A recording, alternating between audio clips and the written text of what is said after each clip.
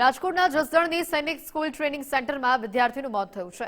Alpha Navodaya અને સૈનિક school training સેન્ટરની આ ઘટના છે। 9 વર્ષની બાળકીનું શંકાસ્પદ મોત બાદ પરિવારનો આરોપ સામે આવ્યો છે। ક્લાસીસની બેદરકારીના કારણે મોતનો આક્ષેપ પરિવાર લગાવી રહ્યું છે। બાળકીને 10 દિવસથી અછબડા હોવાનો પરિવારજનોનો આરોપ છે। બાળકીને માર માર્યો હોવાનો પણ પરિવારજનોએ આરોપ લગાવ્યો છે। 2 મહિનાથી વાલી સાથે દીકરીઓની વાત પણ ન કરવામાં આવી દેવાનો દાવો કરવામાં આવી રહ્યો છે।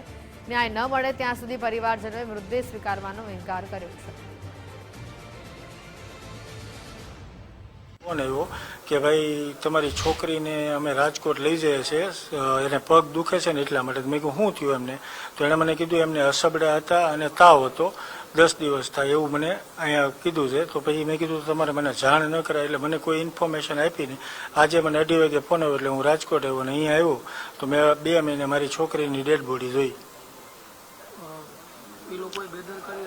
હા, બેદરકારી, મને જાણ જ નથી કરી। મારી છોકરી બીમાર હતી તો જાણ જ નથી કરી મને। ફોન આવેલો કે આવું બની ગયું છે સ્કૂલની અંદર, એટલે હું અહીં સુરતથી અહીંયા રાજકોટ આવી ગયો ને મેં જાયું ને બોડી જોઈ તો મને એવું લાગ્યું કે આ લોકોએ બેદરકારી ઉપયોગ કરેલી છે। દીકરી ઉપર માર મારેલો લાગ્યો મેં જોવાથી, મને એવું લાગે છે કે ભાઈ દીકરી ઉપર ભરોળા છે।